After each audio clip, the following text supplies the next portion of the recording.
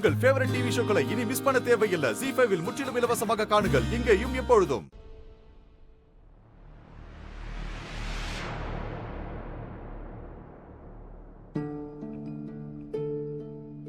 அக்கா, நீங்க யாரோட போட்டோ கிழிச்சு போட்டீங்க?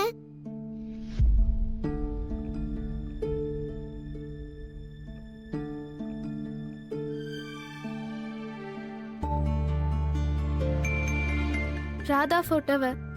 யார் அவங்க? நேத்து காலையில கூட டைனிங் டேபிள்ல அவங்கள பத்தி பேசுனீங்களே, அப்ப அவங்க பேரை சொன்னதுக்கு எல்லாரும் ஆங்கிரி ஆயிட்டீங்களே. அதுக்கப்புறம் நான் அப்பா கிட்ட போய் கேட்டேன். அவர் என்கிட்ட எதுவுமே சொல்லல. சொல்ற அளவுக்கு ஒன்னும் பெரிய ஆள் இல்ல. இங்க அவளை பத்தி யாரும் பேச மாட்டோம். நீயும் எதுவும் பேசாத, கேள்வியும் கேட்காத. நான் அக்கா, எனக்கு தெரியணும். நீங்க எப்பவும் எனக்கு எல்லாத்தையும் சொல்லுவீங்கல்ல, உங்க ஸ்கூல் ஃப்ரெண்டோட காசிப், கிளாஸோட காசிப். சோ ப்ளீஸ் அந்த ராதா யாருன்னு சொல்லுங்க. வேண்டாம், சொல்லுங்க அக்கா. உன்கிட்ட நான் எல்லாத்தையும் சொல்ல முடியாது. ஆனா ஒன்னே ஒன்னு தெரிஞ்சுக்கோ, இது யாரா இருந்தாலும் ரொம்பவே பேட் உமன். அண்ட் இனிமே அவ பேரை எடுக்காத, அதுவும் அப்பா முன்னாடி. ஏன்? ஏன்னா இந்த பேர் கேட்டாலே அப்பா ரொம்ப வருத்தப்படுவாரு, கஷ்டமா இருக்கும்.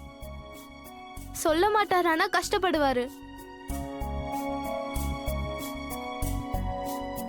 அண்ட் உனக்கு எங்க அப்பானா ரொம்ப பிடிக்கும்ல, இனிமே அவர் முன்னாடி இந்த பேரை சொல்லாத.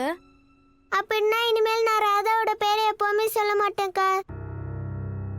ஏன்னா மாமா எனக்கு டூட்டு அம்மால, அவருக்கு கஷ்டமா இருக்கிற மாதிரி எதையும் நான் சொல்ல மாட்டேன். Good girl.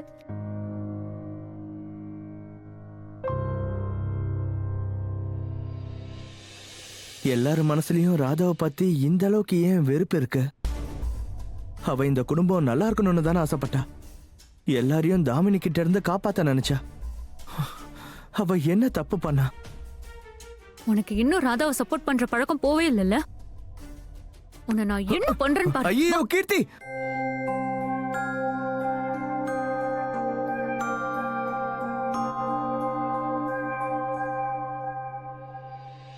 அம்மா, என்னாச்சுமா? என்ன நீங்க இன்னைக்கு இவ்வளவு நேரம் தூங்கிக்கிட்டு இருக்கீங்க? என்ன டைம் என்னாச்சு இப்போ? இப்பதானே மணி 10 ஆச்சா? ஆமா, இப்போ மணி 10 ஆச்சு. நான் இவ்ளோ நேரம் தூங்கிட்டேனா? நீங்க வாயேன். அது என்னன்னா மானஸ், இன்னைக்கு உங்க அம்மாக்கு ரொம்ப ரொம்ப நல்ல தூக்கம் வந்துருச்சு. என்னமோ பல வருஷம் அரைகுறையா இருந்த தூக்கம் முழுமையடைஞ்ச மாதிரி. அட பார்த்து மெதுவா. இங்க பாருங்க, உங்க போட்டோ அப்பாவோட போட்டோ இந்த நியூஸ் பேப்பர்ல வந்திருக்கு.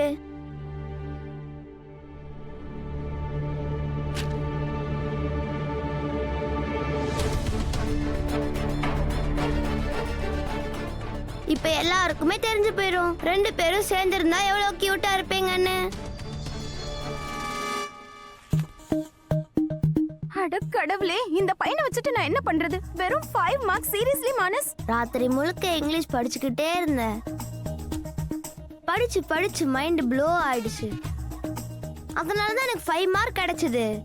ஆக்சுவலி நான் இத பார்த்து சர்ப்ரைஸ் ஆகி இருக்கவே கூடாதுல்ல. ஏன்னா நீ அப்படியே உன் அம்மா மாதிரி. சின்ன வயசுல எனக்கும் இங்கிலீஷ் சுத்தமா வராது. என் புள்ளையும் என்ன மாதிரியே இருக்கான். அப்படிலாம் ஒன்றும் கிடையாதுங்க.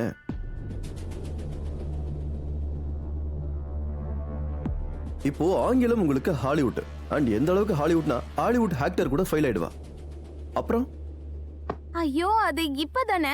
சின்ன வயசுல எனக்கு சுத்தமா இங்கிலீஷ் தெரியாது. அது எனக்கு ரொம்ப நல்ல இங்கிலீஷ் டீச்சர் கிடைச்சாங்க.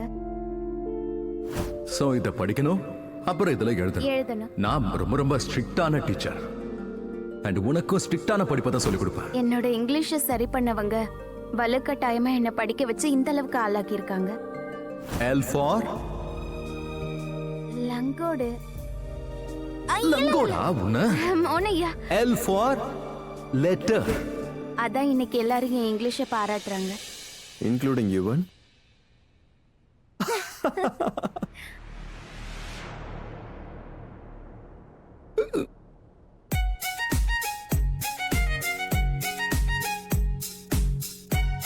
நாங்க எல்லாரும் இங்கதான் இருக்கோம்.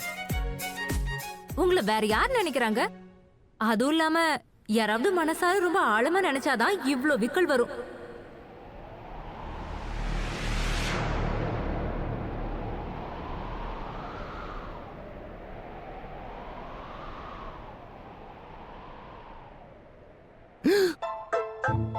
உங்களை நினைக்கிறவங்க உங்க கண்ணு முன்னாடியே இருக்கும். ம்?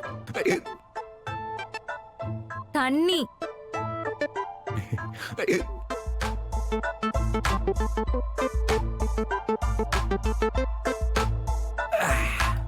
சரி, இன்னும் சரியா இல்ல. அது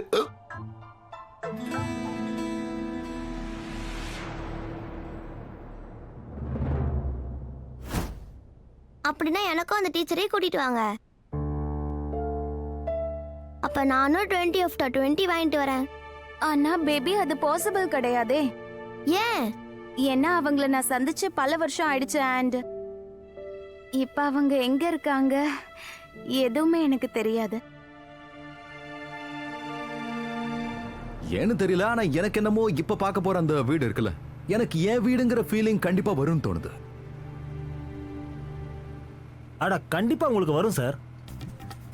ஒருவேளை வரலனா எப்படியாவது நான் உங்களுக்கு திணிச்சு விட்டுறேன். பர்னிச்சர் வாங்கி போடுற மாதிரி. So funny.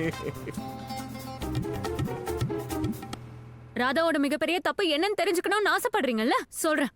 அவ செஞ்ச தப்பு என்னன்னு தெரியுமா? அவ மோகனண்ணாவை விட்டு, இந்த வீட்டை விட்டு, எல்லாரையும் விட்டு போயிட்டால.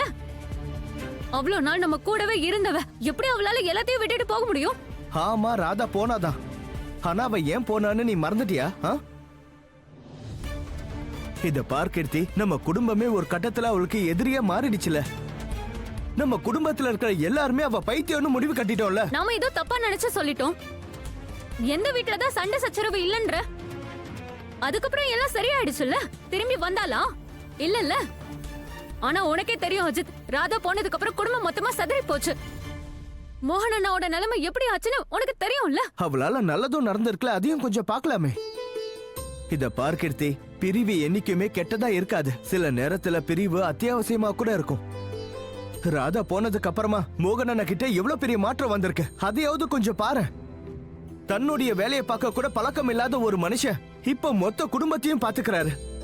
வேலைங்கிற பேரை கேட்டாலே எரிஞ்சு விழுவாரு. அவர் இன்னைக்கு குடும்பத்தையும் தான் பிசினஸையும் எல்லா பொறுப்புகளையும் நல்லபடியா பாத்துக்கிறாரு. பொறுப்பை மட்டும் பாத்துக்கிட்டா போதுமா? வாழ்க்கையை எப்ப பாக்குறது அஜித்? ஜீ5 ஆப்பை டவுன்லோட் செய்து அனைத்து எபிசோடுகளையும் இலவசமாக பாருங்க.